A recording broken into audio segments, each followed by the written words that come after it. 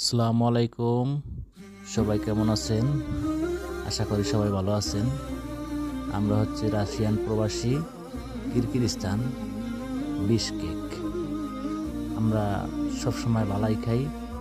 আজকে হয়তো ভাত কম ছিল, এই কারণে অল্প কিছু ভাত, একটা করে রুটি আর ডাল দিয়ে মাছের মাথা ভুনা।